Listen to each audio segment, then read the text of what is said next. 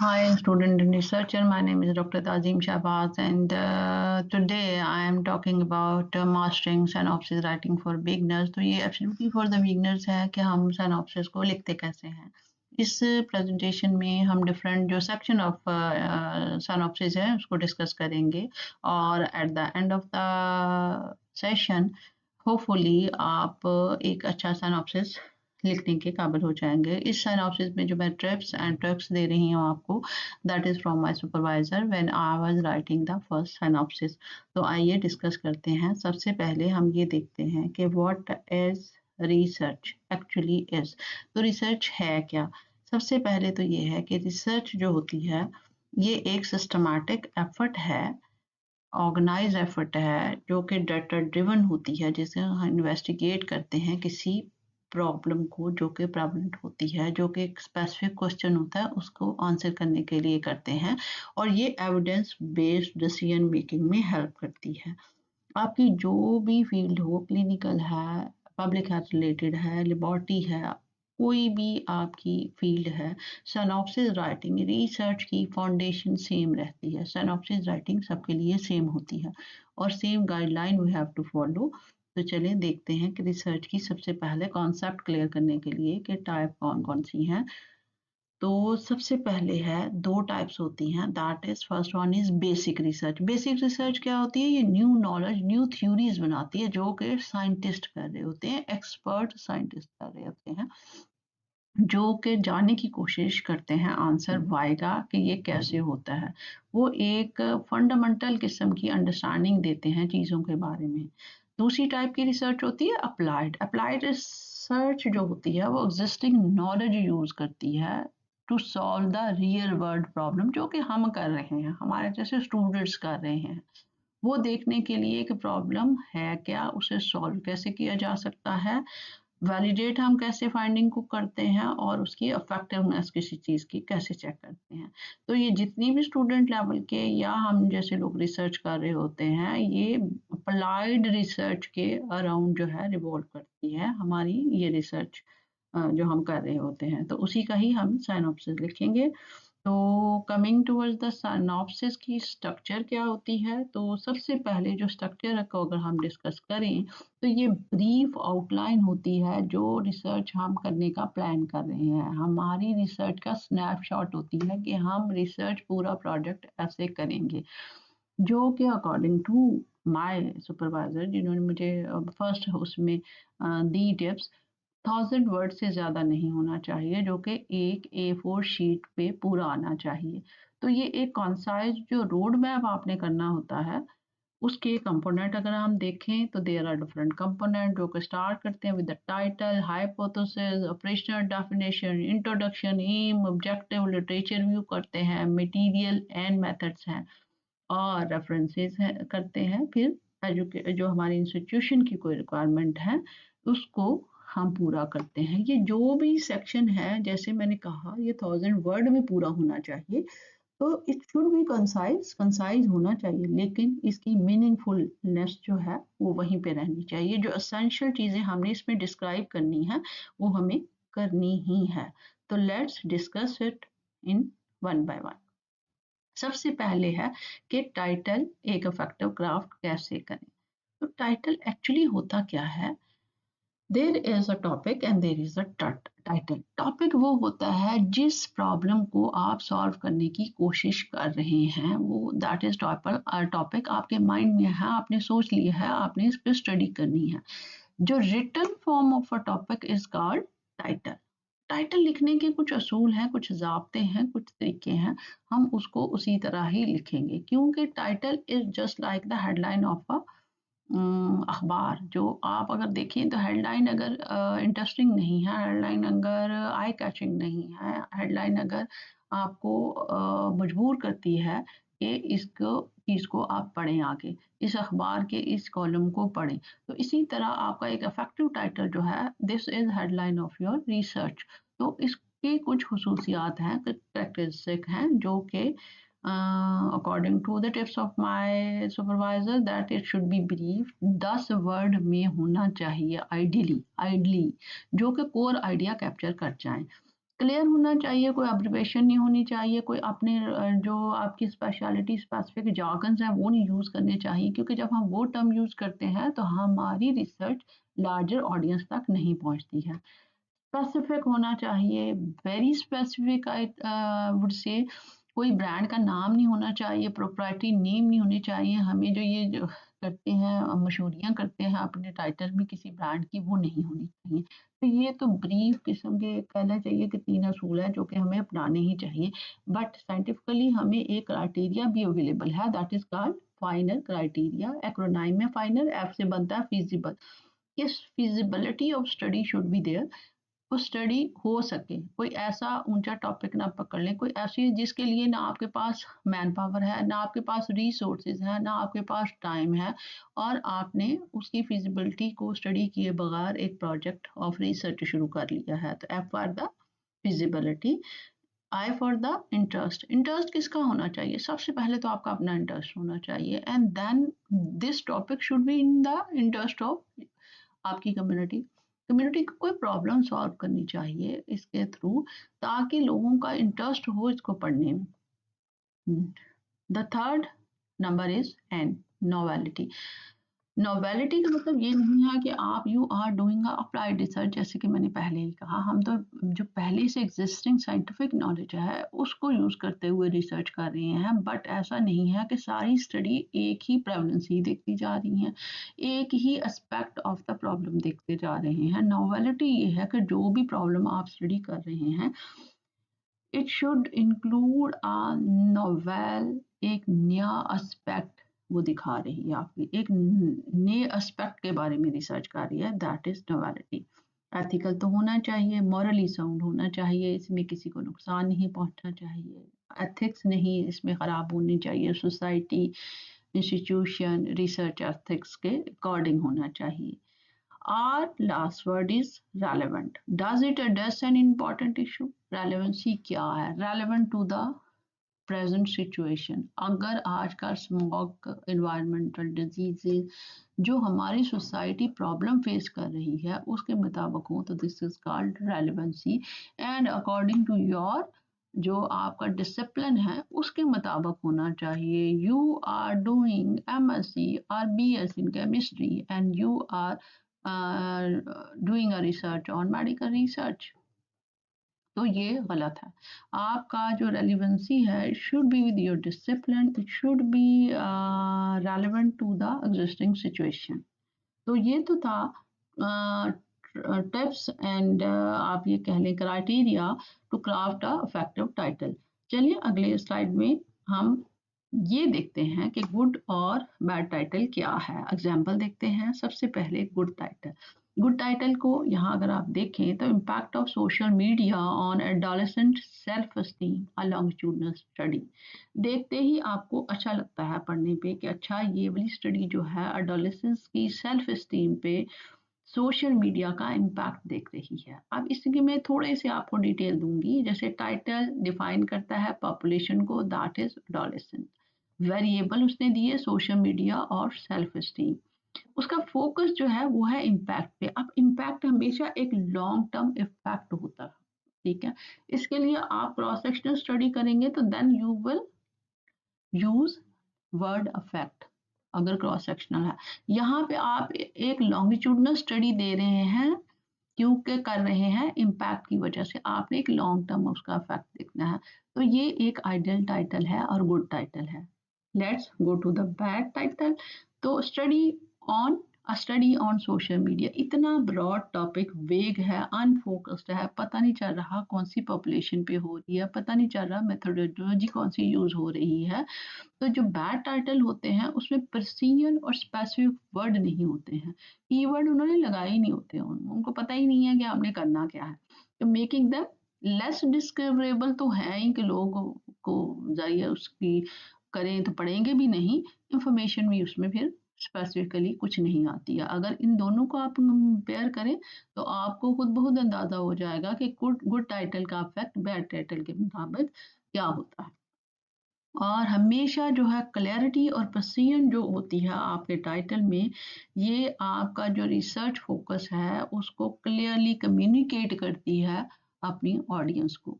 तो ये एग्जांपल आपको गुड टाइटल और बैड टाइटल का फ़र्क बता रही है। The next part of our synopsis writing is objective, जो कि हार्ट एंड सोल है, मैं कहूँगी। रिसर्च ऑब्जेक्टिव जो है आपकी सिनॉप्सिस राइटिंग की हार्ट एंड सोल है। तो अगर हम देखें कि जो लिख बैड ऑब्जेक्टिव की दें एग्जांपल, बैड ऑब्जेक्टिव से पहले मैं चाहूँगी आपको बता दूं कि ऑब्जेक्टिव एक्चुअली है क्या। ऑब्जेक्टिव वो सीढ़ियाँ हैं जो आपको हेल्प करते हैं छत तक, रूफ में जाने के लिए। There are two terms we use in our synopsis writing, that is aim. Aim एक आपका broad जो होता है चीज़ होती है, जैसे कि आपने छत पे जाना है, आपका एम है छत पे पहुंचना, या your aim is to become a doctor.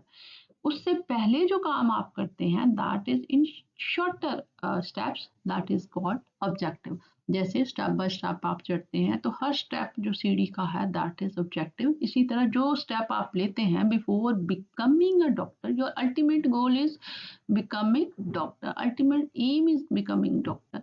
But उससे पहले जो काम आप कर रहे होते हैं like taking a FSc exam, then first year, second year और ऑल दैट थिंग्स, ये ऑब्जेक्टिव्स हैं।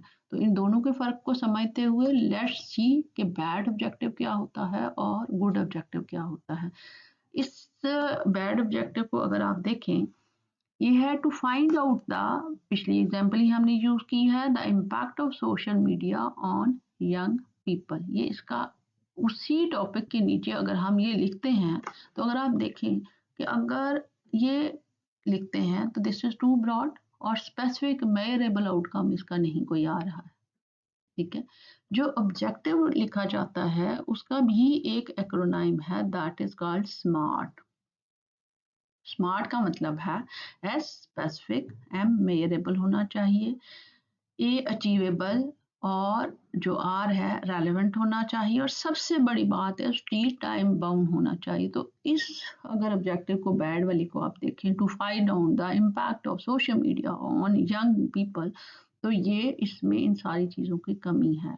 ये स्पेसिफिक भी नहीं है, ये मेजरेबल भी नहीं है, अचीवेबल भी नहीं है, कितने यंग पीपल लेंगे कोई पता नहीं है, और टाइम बाउंड भी नहीं है। बट अगर हम इसे इम्प्रूव फॉर्म में देखें तो to estimate the average time 18 to 24 years old spend on social media। अब इसमें हम एस्टिमेट करेंगे एवरेज टाइम इस एज ग्रुप का कि वो सोशल मीडिया पे क्या स्पेंड करते हैं। तो ये स्पेसिफिक भी हो गया, मेजरेबल भी हो गया और अचीवेबल भी हो गया। And to assess the nature of their interaction through an online survey in England and Scotland, या कहीं भी कर लें, तो ऑनलाइन सर्वे से हम अगर ये करें, अब ये हम असेस कर रहे हैं कि वो उनकी इंटरेक्शन वो उस पे सोशल मीडिया पे क्या देखते हैं, क्या करते हैं। तो ये सारा जो अगर आप प्रोसेस देखें कि हम अपने बैड ऑब्जेक्टिव को इम्प्रूव ऑब्जेक्टिव में जब बनाते हैं बाय यूजिंग स्मार्ट, तो वो कितना बेहतरीन हो जाता है, आई कैचिंग हो जाता है, और उससे हमारे जो है मेरेबल और अचीवेबल रिजल्ट स्पेसिफिक जब निकलते हैं, तो वो हेल्प करते हैं, गाइड करते हैं हमारी अच्छी मेथडोलॉजी बनाने में, एज वेल एज हमारी जो एनालिसिस और कंक्लूजन हमारे डाटा की होती है उसको करने में। क्योंकि टॉपिक जो है रेलेवेंट होता है, आपके जो ऑब्जेक्टिव है रेलेवेंट टू टॉपिक, और आपकी जो रिजल्ट्स, आपकी डिस्कशन, आपकी मेथोडोलॉजी, और ये सारे सेक्शन अलाइंड होते हैं with your objectives. Coming to the next section of our synopsis writing, अगला हमारा सेक्शन होता है कि क्राफ्टिंग अ कम्प्रिहेंसिव इंट्रोडक्शन। ये जो इंट्रोडक्शन की स्टेप मैं आपको बताऊंगी, ये लिखते यूज़ करते हुए एक एक स्टेप को आप इजीली अपनी इंट्रोडक्शन लिख सकते हैं सिनॉप्सिस की। और ये है कि इसमें इंट्रोडक्शन जो है इसको 3 से 5 पैराग्राफ में आप डिवाइड कर लें और ईच पैराग्राफ में 7 to 10 लाइन कर लें। तो इस तरह हम स्टेप बाय स्टेप एक एक पैराग्राफ को डिस्कस करेंगे कि पहले पैराग्राफ में जैसे हम लिखेंगे कोई भी प्रॉब्लम आप सॉल्व करने जा रहे हैं उसको आप डिफाइन करेंगे और क्लासिफाई करेंगे प्रॉब्लम को विद इन योर फील्ड। उसकी क्या डेफिनेशन है और उसकी क्या क्लासिफिकेशन है. This is the first paragraph. Second one is describe the जो है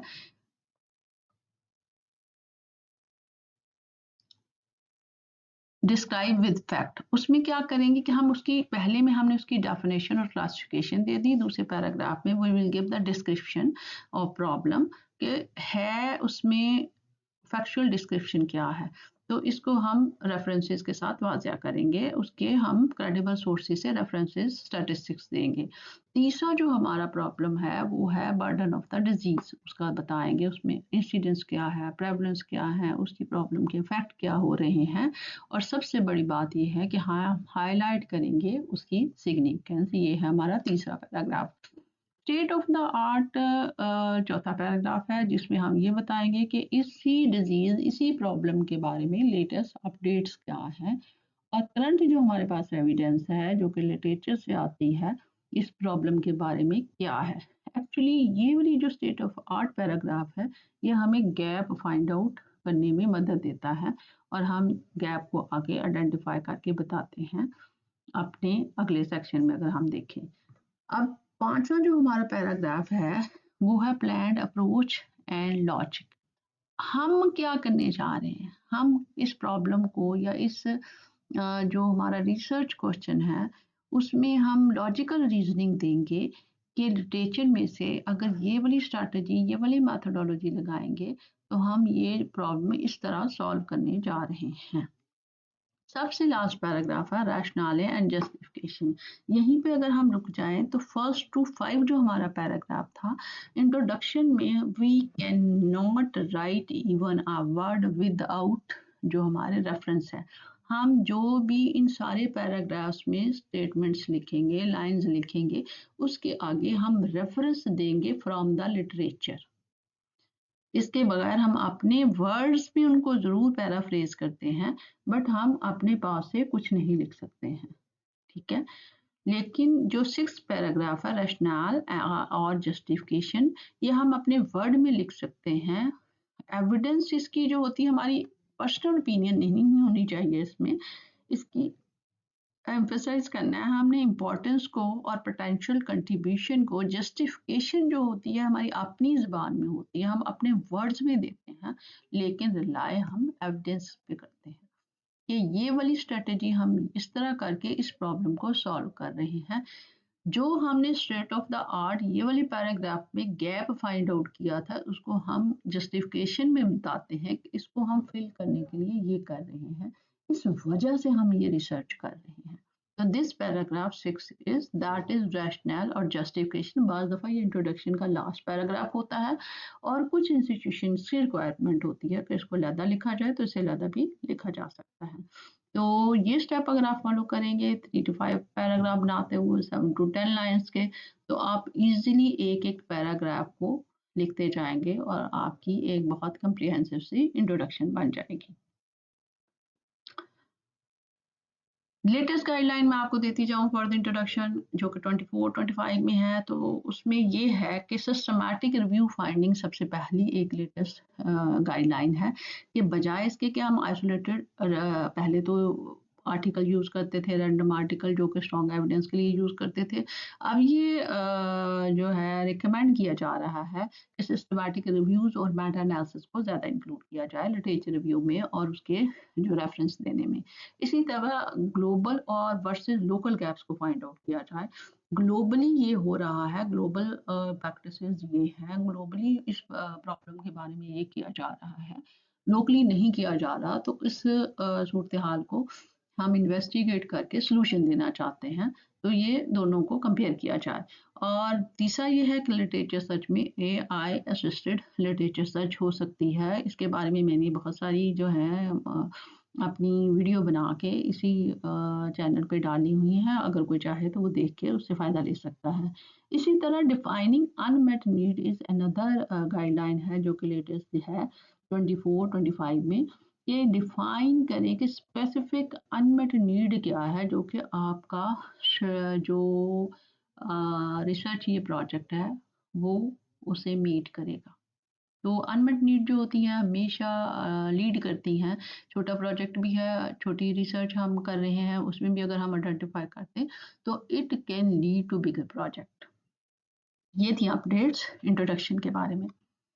अब अगले उसमें आए तो अगला सेक्शन होता है हाइपोथेसिस और ऑपरेशन डेफिनेशन का, जो कि हमारी रिसर्च की फाउंडेशन है। तो सबसे पहले जो है अगर आप देखें तो हाइपोथेसिस होती क्या है, ये एक टेस्टेबल स्टेटमेंट है, ये एक ऐसा पिलर है जिसके ऊपर हमारी फाउंडेशन लाई करती है रिसर्च की। तो ये कोर हमारी रिसर्च क्वेश्चन का जो होती है वो हाइपोथेसिस है, जो कि हमें गाइड करती है हमारी सारी इन्वेस्टिगेशन को।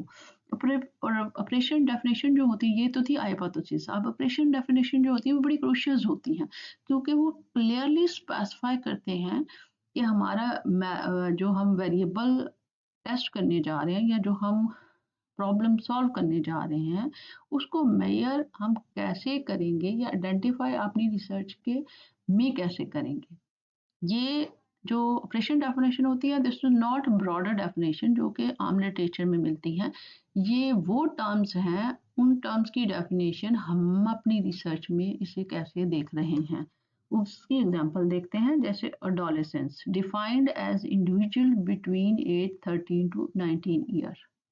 13 साल भी इंक्लूसिव का मतलब है 13वां भी उसमें होगा और 19 ईयर का बंदा भी उसमें इंक्लूड, तो ये हमारी स्टडी में यूज होगा। अच्छा, कुछ स्टडीज में ऐसी भी हो सकती हैं एडोलेसेंट में जिसमें हम सिर्फ 17 टू 19 ईयर्स की एज लेना चाहेंगे, कुछ में हम जो छोटी एडोलेसेंस एज है वो भी लेना चाहेंगे, तो we can specify the age group. इसी तरह obesity categorize by body mass index above the 95th percentile for age and sex based on WHO growth chart. इसको हम इस तरह यूज करेंगे कि हम जी WHO को ये वाली जो है डेफिनेशन अपनी स्टडी में ओबेसिटी के लिए यूज कर रहे हैं। तो ये operation definition actually according to your study होती है जो आप अपनी स्टडी में यूज कर रहे हैं। These are not the broader definition जो कि आप ब्रॉडर लिटरेचर से लेके लिख देते हैं। ये जो एक्चुअली हमारी ऑपरेशन डेफिनेशन है ये क्लैरिफाई करते हैं उस चीज़ को कि अगर कोई इस स्टडी को रिप्रोड्यूस करना चाहता है और तो वो इन डेफिनेशंस को यूज़ करते हुए इन्हीं पॉपुलेशन में या इसी विद इन द स्कोप इसको रिप्रोड्यूस कर सकता है। और रिप्रोड्यूसिबिलिटी ऑफ जो स्टडी होती है वो कंसिस्टेंसी ऑफ रिसर्च को बढ़ाती है। Coming to the next section, क्या लिटरेचर रिव्यू के लिए हम क्या कहें, बेस्ट प्रैक्टिसेस क्या है हमारे लिटरेचर रिव्यू के लिए, तो आए उसको देख लेते हैं। क्योंकि इंट्रोडक्शन के बाद हमारा अगला जो सेक्शन है दैट इज लिटरेचर रिव्यू। तो कंप्रीहेंसिव जो लिटरेचर रिव्यू है वो एग्जिस्टिंग जो नॉलेज होता है हमारे पास वो उसकी फाउंडेशन को जो है एस्टैब्लिश करता है और हमें जस्टिफिकेशन प्रोवाइड करता है, जैसे हमने इंट्रोडक्शन में देखा कि रिसर्च के लिए। तो ये कुछ बेस्ट प्रैक्टिसेस हैं, इस पे एडहेयर करना चाहिए हमें लिटरेचर रिव्यू करते हुए। सबसे पहली है timeliness.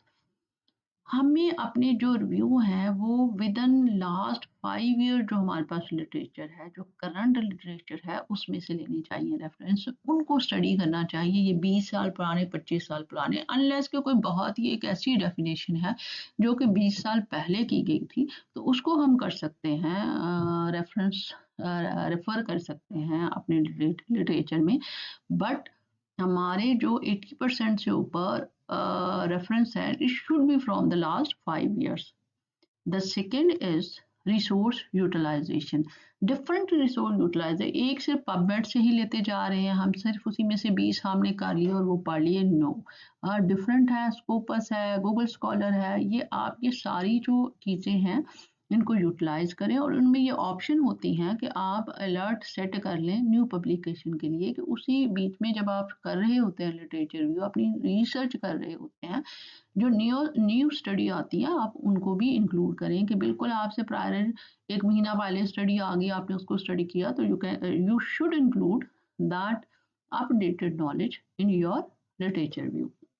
The third step is contextual data. कि थर्ड स्टेप नहीं है ये, थर्ड एक आप ये कह लें बेस्ट प्रैक्टिस है कि लो और मिडिल इनकम कंट्री, अब हम डेवलपिंग कंट्री में बैठे हैं, हम इनको छोड़ के सारा एक डेवलप कंट्री का लिटरेचर नहीं देखना होता है, कंटेक्चुअल डाटा देना होता है, हमारे जैसे मुल्कों में क्या हो रहा है इसके बारे में वो भी देख लेना चाहिए। फिर है गैप आइडेंटिफिकेशन, जो करंट नॉलेज है उसमें जो गैप है उसको आइडेंटिफाई करना और एड्रेस करना जो है, ये एक्चुअली क्लियरली आपकी एक पाथवे देता है कि आप इस प्रॉब्लम को सॉल्व कैसे करने जा रहे हैं। और वो ऑब्वियसली ये सारे पिछले आपने जो गुड प्रैक्टिसेस आपको बेस्ट प्रैक्टिस बताई हैं, एक इंटेलेक्चुअल डाटा दिया होगा तो ही आप कर सकते हैं। और सबसे बड़ी बात ये है कि जो आपकी ये चीज़ें हाइलाइट की हैं, अगर आप इनको लिटरेचर में बेस्ट प्रैक्टिसेस को इंक्लूड कर लेते हैं, तो आपका लिटरेचर भी जो होता है एक टाइम और टाइमलीनेस के साथ और बेस्ट यानी गैप आइडेंटिफिकेशन के साथ आपको अलाउ करता है कि आप अपनी बेस्ट मेथोडोलॉजी बना सकें। मटेरियल एंड मेथड पे आए, this is the most important part of your research synopsis. और इस ये आपके सिनॉप्सिस आप की बैकबोन बनाता है। ये हर जब तक आपकी मेथोडोलॉजी का मटेरियल मेथड का ब्लूप्रिंट सही नहीं होगा, एक्चुअली आपकी स्टडी ठीक हो ही नहीं सकती। तो एवरी स्टेप की जो डिटेलिंग है ये मटेरियल और मेथड में हमें मिलती है। और सबसे बड़ी बात ये है कि मटेरियल एंड मेथड, जब मैंने पहले हम ऑब्जेक्टिव कर रहे थे तो ऑब्जेक्टिव के साथ बिल्कुल अलाइन होना चाहिए, क्योंकि उन ऑब्जेक्टिव को अचीव करने के लिए जो स्टेप आप उठा रहे हैं that is in the material and method. तो सबसे पहले डिज़ाइन, जैसे मैंने पहले कहा था, clearly state the chosen design. आप एक क्रॉस सेक्शनल सर्वे कर रहे हैं तो फिर आप मुझे ये बताएं इम्पैक्ट कैसे दे सकते हैं, क्योंकि वो तो एक लॉन्ग टर्म चीज़ है ना। तो उसके लिए आपको लॉन्गिट्यूडनल स्टडी ही करनी पड़ेगी। कोई कंपैरिजन स्टडी कर रही हैं तो केस कंट्रोल ही चूज करना पड़ेगा। एक लॉन्गिट्यूडनल इफेक्ट देखना चाह रहे हैं, इंसिडेंस कैलकुलेट करना चाह रहे हैं, तो then it should be cohort. तो आपके अपने स्टडी डिज़ाइन को बहुत अच्छे से डिफाइन करना पड़ेगा। उसके बाद सेटिंग एंड ड्यूरेशन है। सबसे पहले ये देखेंगे आपका जो सेटिंग है वो क्या है और प्लान आपका टाइम फ्रेम क्या है डाटा कलेक्शन के लिए, ये आपको लिखना पड़ेगा। Then the third is population and criteria, अपनी स्टडी पॉपुलेशन को डिफाइन करना पड़ेगा। और उसमें सबसे most important thing is inclusion and exclusion criteria. हम क्या करते हैं, हम इंक्लूजन क्राइटेरिया का ऑपोजिट एक्सक्लूजन में डाल देते हैं। This should not be the practice. Inclusion criteria precise होना चाहिए और एक्सक्लूजन क्राइटेरिया ऐसा होना चाहिए, it can be different, it should be different from the inclusion criteria. हम क्या करते हैं, नॉट लगा के इंक्लूजन वाले क्राइटेरिया में उसको एक्सक्लूजन क्राइटेरिया बनाए, which is wrong practice. Sampling और साइज जो होती है, सैम्पलिंग टेक्निक बहुत वाज़ेह होना चाहिए कि आप यूज़ क्या कर रहे हैं सैम्पलिंग टेक्निक। और जो फिर उसके लिए एक कैलकुलेटेड मेथड है सैम्पल साइज कैलकुलेट करने के, डिफरेंट मेथड्स है। तो जो अप्रोप्रिएट मेथड है हमने सैम्पल साइज का वो बताना पड़ेगा कि हमने ये सैम्पल साइज इतना लिया तो किस मेथड से ले रहे हैं, और हर स्टडी के लिए that method can be different.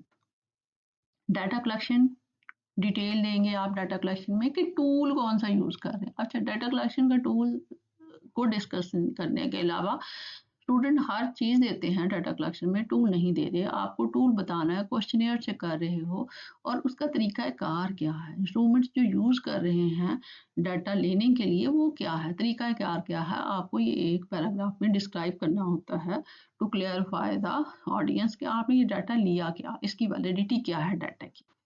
अच्छा, उसके बाद है स्टैटिस्टिकल एनालिसिस, जो कि आपको अगर नहीं पता है कि स्टैटिस्टिकल, अक्सर लोग बायोस्टैटिस्टिशियन से डाटा जो है वो एनालाइज कराते हैं। बट आपको अगर ये नहीं पता है कि इस डाटा को एनालाइज कैसे किया है और ये स्पेसिफिक जो टेस्ट बायोस्टैटिस्टिशियन ने लगाए हैं उनकी इंटरप्रिटेशन क्या है, तो आप या क्या इस वेरिएबल को किसके साथ कंपेयर करें तो कौन सा टेस्ट लगेगा और उसकी क्या जवाब निकलेगा, उसकी इंटरप्रिटेशन कैसे करेंगे, तो आप स्टडी कैसे एक्सप्लेन कर सकते हैं। तो ये चीज़ें आपको देखनी पड़ेगी। कि अगर आप एसपीएसएस पे कर रहे हैं और स्टूडेंट टी टेस्ट लग रहा है, तो वो क्यों लग रहा है स्टूडेंट टी टेस्ट? आपको उसकी वजह पता होना चाहिए, उसकी डिटेल थोड़ी-सी पता होनी चाहिए। लगा के तो चलो आपको बायोस्टैटिस्टिशियन से लगवा रहे हैं कि हमारा तो ये फील्ड नहीं है, ठीक। बट ये कि अगर आपको ये नहीं पता है कि ये टेस्ट क्यों लगा गया है और इसकी इंटरप्रिटेशन क्या होगी, तो that section will be incomplete. जो प्रिसीजन और क्लैरिटी सेक्शन की है, ये फिर आपकी स्टडी की रिप्रोड्यूसिबिलिटी, जो कि जैसे हम भी रिप्रोड्यूस करते हैं डिफरेंट अपने जैसे कंट्रीज़ की स्टडी को अपने कंट्री में या अपने सेटिंग में, तो वो उसको अफेक्ट करेगी। और दूसरा वैलिडिटी ऑफ योर स्टडी को। तो इसलिए मटेरियल और मेथड एक ऐसा सेक्शन है कि जिसको आपको बहुत प्रिसाइजली, बहुत टाइम लेके, बहुत अंडरस्टैंड करके लिखना चाहिए। कमिंग टू द थिंग के कैलकुलेट कैसे करते हैं सैंपल साइज। तो जो आपकी प्रेवलेंट स्टडी होती है वो सबको पता है कि देयर इज़ द फार्मूला जिसमें को लगा के हम करते हैं। इसके डिफरेंट पार्ट होते हैं जिसमें जी स्कोर होता है 1.96 जो कि हम लेते ही हैं, एक्सपेक्टेड प्रेवलेंस होती है और प्रिसीजन एब्सोल्यूट एरर होती है। ये दो चीज़ें जो हैं दैट इज़ कॉन्फिडेंस लेवल 95%, जिसकी ये वैल्यू है वो तो एक फिक्स बात है। इसी तरह एब्सोल्यूट एरर भी फिक्स है, 5% लेते हैं। सिर्फ एक्सपेक्टेड जो प्रेवलेंस है उसको आपको देना पड़ता है, तो वो क्या है। अब ये जो फार्मूला हम यूज़ करते हैं हर प्रेवलेंस स्टडी के लिए, ये एक्चुअली सर्वे बेस्ड स्टडी पे इस्तेमाल होता है और ये एक रोबस्ट एस्टिमेट देता है फॉर योर रिक्वायर्ड सैंपल। ये इसको हम यूज़ करते हैं फॉर द प्रेवलेंस स्टडी। इसमें एक्सपेक्टेड प्रेफरेंस कहाँ से लेनी है ये हम अगली स्लाइड में देखते हैं। सैंपल साइज जो calculation step by step guide है, अगर मैं उसको थोड़ा सा ब्रीफली आपको बता देती हूँ। ये एक सिस्टमैटिक प्रोसेस है, इसको आपको स्टेप को फॉलो करना पड़ता है।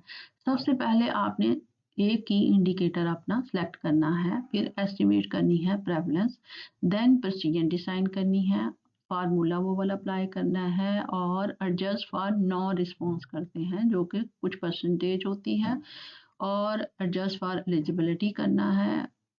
और जो फाइनल सैंपल साइज है इसको प्रैक्टिकल होना चाहिए, फिजिबल नंबर होना चाहिए और स्टैटिस्टिकल पावर को हम एडजस्ट करते हैं विद लॉजिकल कंस्ट्रेंट। ये बिगनर्स के लिए इतना नहीं है, बट ये है कि ये वाले जो आपके स्टेप्स हैं ये बिगनर्स के लिए हेल्पफुल है कि इसको आपने ये सारे स्टेप फॉलो करते हुए आपने ये फार्मूला को समझने की कोशिश करनी है और लगवाना है या लगाना है, और ये आप इजी लगा सकते हैं। सोर्सेज जो है जो मैं आपको बताना चाह रही थी प्रेवलेंस एस्टिमेट के लिए कि आप कहाँ से पी वैल्यू फाइंड आउट करते हैं, क्योंकि वो पी वैल्यू आपको फाइंड आउट करके देनी चाहिए अगर आप कैलकुलेट करा रहे हैं बाय स्टैटिस्टिशियन से।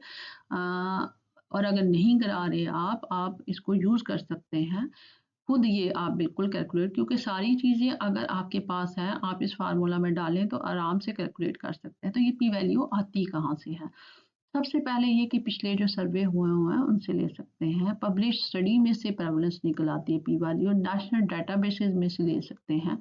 और अगर कहीं भी अवेलेबल नहीं है, आप कोई न्यू स्टडी कर रहे हैं, अभी तक कोई उस पे प्रेवलेंस आपको बहुत कम स्टडीज़ हुई हैं, आपके एरिया में हुई नहीं है, आपके मुल्क में हुई नहीं है, तो फिर आप 50% उसकी प्रेवलेंस ले लेते हैं, जो कि मैक्सिमम सैंपल साइज से प्रोड्यूस होता है, लेकिन इसकी सफिशिएंट स्टैटिस्टिकल पावर होती है। जहां आपको प्रेवलेंस मिल ही नहीं रही इन तीन रिसोर्सेज से, जो सर्वे हुए होते हैं या पब्लिश स्टडी से या नेशनल डाटाबेसेस से, तो ये हम फिर 50% यूज़ कर लेते हैं। उस फार्मूला में आप ये डालते हैं तो उसका खुद ब खुद एक कैलकुलेट हो जाता है उसका सैंपल साइज। तो आपको किसी बायोस्टैटिस्टिशियन की ज़रूरत इसके लिए नहीं पड़ती है। अच्छा, मॉडल सैंपल साइज टूल भी हम यूज़ कर सकते हैं। स्ट्रीमलाइनिंग योर कैलकुलेशन 2024-25 की अपडेट अगर देखें, ओपन ऐप एपीआई यूज़ कर सकते हैं। ये रासॉफ्ट कैलकुलेटर है, ये ऑनलाइन अवेलेबल है। सबसे commonly use is WHO sample size tool, जो कि हमने आपको ऊपर बताया, और इसी में वो सारी चीज़ें डाल के जो हमने डिस्कस की हैं आप इजीली खुद से सैंपल साइज कैलकुलेट कर सकते हैं, which is a crucial part of your synopsis. SPSS start आप पे कर सकते हैं, एआई असिस्टेड और टूल हो सकते हैं, आप कोई भी टूल यूज कर सकते हैं, but please get it cross check by your by statistician और सीनियर। एथिकल कंसिडरेशन पे आ जाएं। एथिकल कंसिडरेशन जो होती है, this is very important for your study. ये एक्चुअली सेफ गार्ड करती है आपकी रिसर्च इंटेग्रिटी को। अगर आपकी एथिकल कंसिडरेशन ठीक नहीं है तो आपकी रिसर्च इंटेग्रिटी जो है कंप्रोमाइज करती है। उसमें सबसे पहले इन्फॉर्म्ड कंसेंट लेना, फिर है confidentiality, data protection. Informed consent का मतलब ये नहीं होता कि हमने किसी को बता दिया कि बस ठीक है। इन्फॉर्म्ड कंसेंट का मतलब ये होता है कि जी आपने पेशेंट को कहा, या कि जो आपके सर्वे वाले पार्टिसिपेंट्स हैं उनको कहा जी ये हम आपसे फिल करवा रहे हैं, आप करेंगे, उन्होंने कहा यस, साइन करवा लिए या यस करा के उनको इन्फॉर्म के पहले आप अपनी स्टडी के बारे में उनको टोटल इन्फॉर्मेशन देंगे, रिस्क बेनिफिट एनालिसिस देंगे, और फिर आप जो है उनसे साइन करवाएंगे या उनका कंसेंट लेंगे। दिस इज कॉन्फिडेंशियलिटी, आपकी जिम्मेदारी है जो कि आपने करना है कि अपनी पर्सनल पार्टिसिपेंट्स की आइडेंटिटी को आपने कैसे सेफगार्ड करना है, डाटा प्रोटेक्शन कैसे करनी है, और सबसे बड़ी बात यह है कि आईआरबी की अप्रूवल जो है या आपके यहाँ जो भी एथिकल बॉडी है उसकी अप्रूवल लेना is very important for your research integrity as well as for the publication of your research. अब आ जाएं लास्ट पार्ट रेफरेंसेस के बारे में। तो adhering to the latest academic standard, there are different, आप ये कह लें वो होते हैं साइटेशन स्टाइल हैं जिसको आपने यूज़ करना होता है according to the requirement of your institution. Citation जो स्टाइल है, वैंकूवर होता है, पीए 7th एडिशन है या हार्वर्ड है, ये कोई भी आप यूज़ कर सकते हैं जो आपका इंस्टीट्यूट कहता है। अच्छा, सबसे वही वाली दोबारा मैं इसको करूँगी कि प्रायोरिटाइज करें कि आपके लिटरेचर में जो भी रिव्यू आप कर रहे हैं वो लास्ट 5 to 7 ईयर्स से जो आपका आर्टिकल या आपके जो सिस्टमैटिक रिव्यू हैं, मैटर एनालिसिस है, उन्हीं को इंक्लूड करें। एक्सेसिबिलिटी है, डीओआईज अब तो आजकल मांगते हैं कि डीओआईज उसमें होना चाहिए, यूआरएल उन आर्टिकल या उन सिस्टमैटिक रिव्यूज के there should be in the reference जो कि लगाने चाहिए। डीओआईज आजकल हर एक आर्टिकल का होता है जो कि डिजिटल ऑब्जेक्ट आइडेंटिफायर है, उसको क्लिक करें तो ये डायरेक्ट एक्सेसिबिलिटी के लिए होना चाहिए। क्रेडिबिलिटी ये होती है कि आपको अपने रिसोर्सेज जो है, साइटिंग जो है आपकी जो होनी चाहिए, citations that should be from credible journal. Pre deity journal के ना लगाएं प्लीज़, सस्ते जर्नलों को ना करें जिसका कोई इंपॉर्टेंस भी नहीं है, जिनकी कोई क्रेडिबिलिटी नहीं है। अच्छे जर्नल्स के आप साइट करें जो आर्टिकल या सिस्टमैटिक रिव्यू मेटा एनालिसिस हैं। रेफरेंस मैनेजमेंट बहुत सारे टूल हमारे पास अवेलेबल हैं जिससे हम कर सकते हैं। उनमें सबसे ज़्यादा जो स्टूडेंट यूज़ करते हैं दैट इज़ एंडनोट, मेंडले, ज़ोटोरो, ये तीनों ही बहुत अच्छे हैं। आप बस एक दफ़ा बैठ के इनको सीख लें और उसके थ्रू अगर करें तो खुद बहुत इसकी रेफरेंस मैनेजमेंट हो जाती है।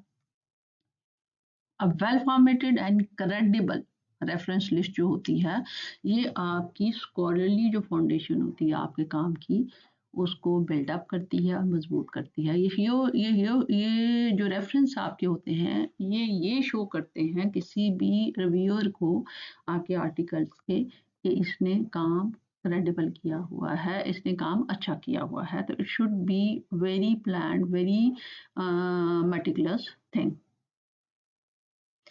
फाइनल टिप्स ले लेते हैं कि crafting high quality research synopsis हमने करना कैसे है। तो ये एक क्रिटिकल डॉक्यूमेंट होता है, आपका सिनॉप्सिस जो होता है इसको वर्ड काउंट से अडहेयर करना चाहिए, 1000 से 1200 की लिमिट होनी चाहिए, इससे ज़्यादा नहीं होना चाहिए। इसी की वजह से कंसाइसनेस मेंटेन होती है। क्लीन फॉर्मेटिंग होनी चाहिए। आपकी ये ग्रामेटिकल मिस्टेक्स, आपकी फॉर्मेटिंग जो होती है अगर अच्छी नहीं है तो वो विजुअली जब कोई चीज़ अच्छी नहीं लगती है तो उसको पढ़ने को भी दिल नहीं करता है। लैंग्वेज आपकी बड़ी क्लियर, छोटे जुमले लिखें, साफ सुथरे लिखें, इजी लैंग्वेज लिखें। इंग्लिश की क्लास नहीं हो रही, ये इंग्लिश लिटरेचर का इम्तहान नहीं हो रहा, this is your research synopsis. Jargon free हो, मिनिमाइज़ करें अपने जो स्पेसिफिक जो हम टर्म्स यूज़ करते हैं अपनी किसी स्पेशलिटी में उसको मिनिमाइज़ करें या अगर अनअवॉइडेबल है तो उसकी एक्सप्लेनेशन दें। कंपोनेंट अलाइनमेंट बहुत अच्छी होनी चाहिए। It should start with your objective to analysis. ये एक फ्लो होना चाहिए। लॉजिकली हर सेक्शन को दूसरे का मिरर इमेज होना चाहिए। हर सेक्शन को दूसरे से रेलेवेंट होना चाहिए। उसको रीइंफोर्स करना चाहिए, ना कि कॉन्ट्राडिक्ट।